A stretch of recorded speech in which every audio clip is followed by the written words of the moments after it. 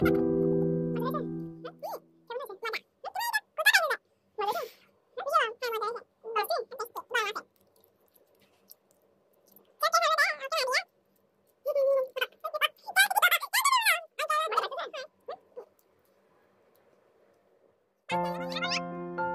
আলাইকুম, welcome to my channel. কেমন আছেন সবাই? আলহামদুলিল্লাহ আমরা ভালো আছি। আজকে আরেকটি নতুন রেসিপি নিয়ে আপনাদের কাছে হাজির হয়েছি। আমার আজকের রেসিপি হচ্ছে ভ্যানিলা কেক রেসিপি। তো ভ্যানিলা কেক রেসিপি কিভাবে সহজ উপায়ে বানাতে হয় সেই রেসিপিটা আপনাদের সাথে আমি শেয়ার করব। আশা করি আপনারা পুরো ভিডিও দেখবেন, স্কিপ না করে। পুরোটা যাতে একদম সফট থাকে, একদম হোয়াইট কালারের থাকে, সেই প্রসেসিং আমি আপনাদেরকে আজকে দেখাবো। ভ্যানিলা কেক এভাবে বানালে আমি মনে করি অনেক মজা। আপনারা অবশ্যই বাসায় ট্রাই করবেন, আমার রেসিপি ফলো করবেন। ইনশাল্লাহ কেক একদম হোয়াইট কালার থাকবে, কোনো কালার চেঞ্জ হবে না, একদম বেকারি স্টাইলে আপনারা বানাতে পারবেন। প্রথমে আমি দুইটা ডিম নিয়েছি। এখন আমি ডিম দুইটা ভেঙে নিব একটা বাটিতে। আস্তে আস্তে সব প্রসেসিং আমি রেডি করে নিব। এরপর আমি নিয়ে নিচ্ছি পরিমাণ মতো চিনি। এখানে আমি 1 কাপ পরিমাণ চিনি ব্যবহার করেছি। আপনারা আপনাদের স্বাদ অনুযায়ী চিনি ব্যবহার করবেন।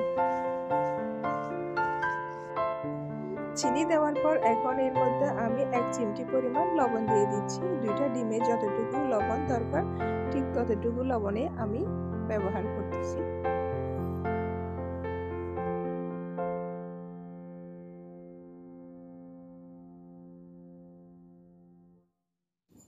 এরপর এর মধ্যে আমি দিয়ে দিচ্ছি 2 টেবিল চামচ অলিভ অয়েল।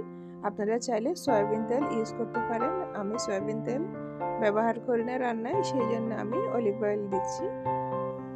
এই ক্ষেত্রে আপনারা চাইলে ঘি এবং বাটার দুইটাই ব্যবহার করতে পারবেন, কিন্তু সেগুলো একটু গলিয়ে ঠান্ডা করে ব্যবহার করতে হবে। এখন আমি একটা মিক্সিং জার নিয়েছি। এর মধ্যে আমি সমস্ত উপকরণগুলো দিয়ে নিব। ডিম, চিনি, লবণ, তেল এবং একটু ব্লেন্ডার করে নিব।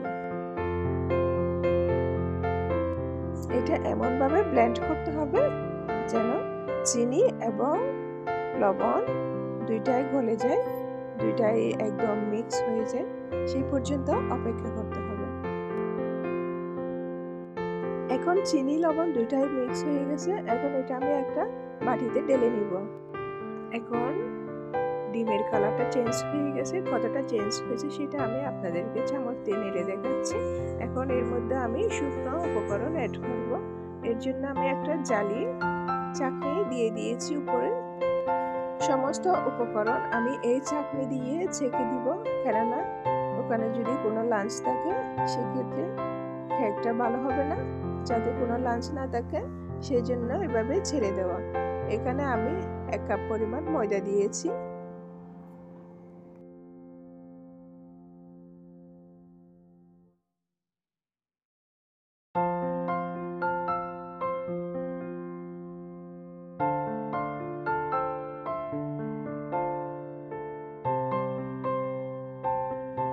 এবং এর সাথে আমি অ্যাড করে দিচ্ছি 1 টেবিল চামচ বেকিং পাউডার।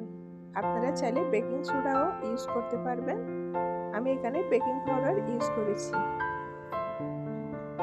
এবং এর সাথে আমি দিয়ে দিব আধা কাপ পরিমাণ গুঁড়া দুধ।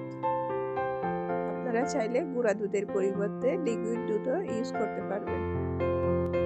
এখন আমি সমস্ত উপকরণগুলো ভালো করে ছেলে মিশিয়ে দিব ডিমের মিশ্রণের সাথে।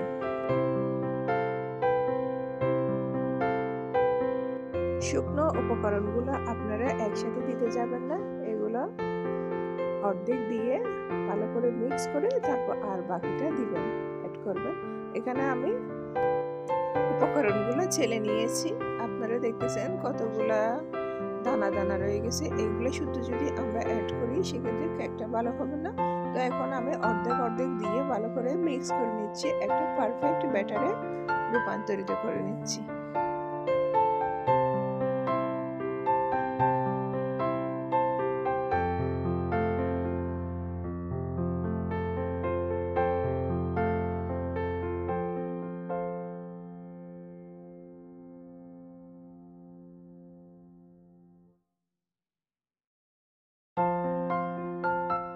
এখন ব্যাটারটা পারফেক্ট হয়ে গেছে। এখন আমি মোল্ডে ঢেলে নিব।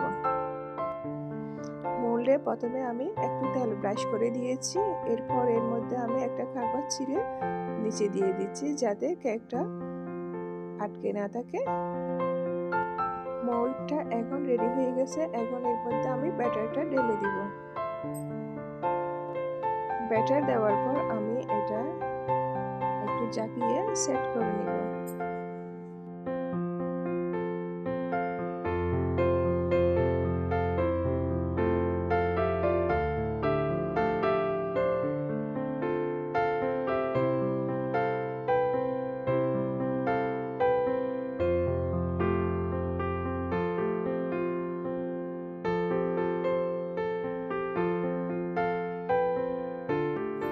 এখন মোল্ডে আমি সেট করে নিয়েছি। আপনারা দেখতেছেন স্ক্রিনে কত সুন্দর করে সেট করে নিয়েছি। এখন এটা আমি চুলায় বেকিংয়ে দিয়ে দিব। চুলায় আমি একটা পাতিল বসিয়ে দিছি। পাতিলে পানি যখন গরম হয়ে আসছে এখানে আমি একটা স্ট্যান্ড বসাইছি। এখন স্ট্যান্ডের উপর আমি মোল্ডটা উঠিয়ে দিচ্ছি। এখন এটা আমি 30 মিনিট জাল করব ঢাকনা দিয়ে ঢেকে।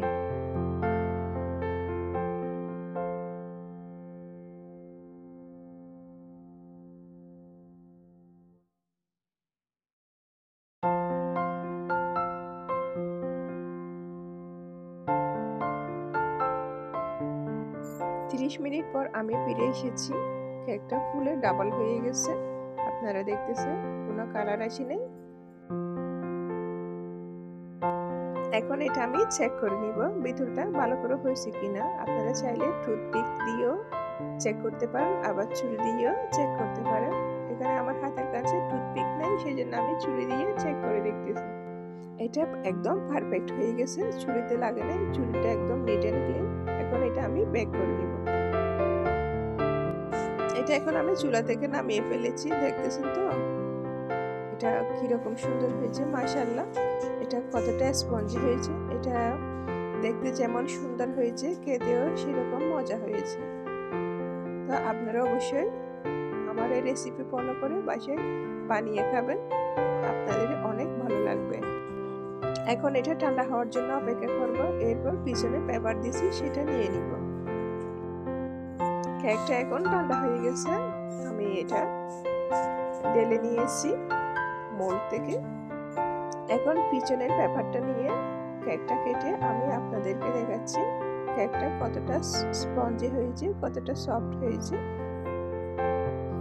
এরকম পারফেক্ট ভ্যানিলা কেক বানিয়ে আপনারা চাইলে বাসায় কোনো বার্থডে, কোনো সেলিব্রেশনেও ইউজ করতে পারবেন। দোকান থেকে কিনে খেতে হবে না।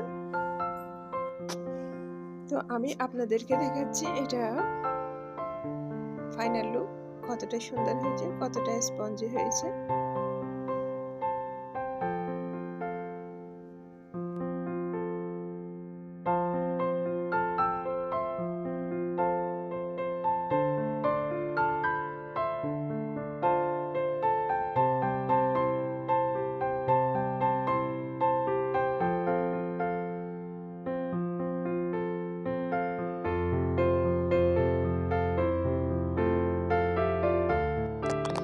কেটে আমি আপনাদেরকে দেখাবো ভিতরটা কতটা সুন্দর হয়েছে।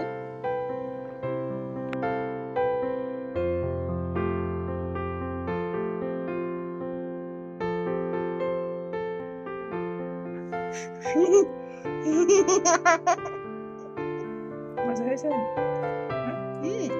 কেমন হয়েছে? মজা। তুমি এটা কোথায় পেয়েছো? মজা হয়েছে? ভীষণ গরম। হ্যাঁ, মজা হয়েছে। টেস্টি? টেস্টি। গরম আছে। চোখে ফেলবে দে, আমাকে না দিয়া।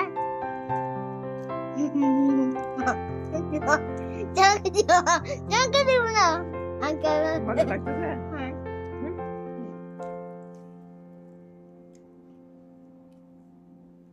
পাঁচ রান্না করলে? তো আপনারাও আমার এই রেসিপি ফলো করে বাসায় বানিয়ে দেখবেন। ভ্যানিলা কেক কতটা ইজি। তো কোনো বার্থডেতে, কোনো সেলিব্রেশনে নিজেরা বানিয়ে তৈরি করে খেতে পারবেন। এটা অনেক স্বাস্থ্যসম্মত, বাসায় তৈরি করে খেলে বাচ্চারা অনায়াসে খেতে পারবে। তো সবাই ভালো থাকবেন, সুস্থ থাকবেন। আর আমার আজকের রেসিপিটা কেমন লেগেছে আপনাদের সেটা অবশ্যই কমেন্ট করে জানাবেন। যদি ভালো লাগে অবশ্যই একটা লাইক দিবেন। নতুন দর্শক হয়ে থাকলে আমাকে সাপোর্ট করবেন। সবাই ভালো থাকবেন, সুস্থ থাকবেন। আসসালামু আলাইকুম।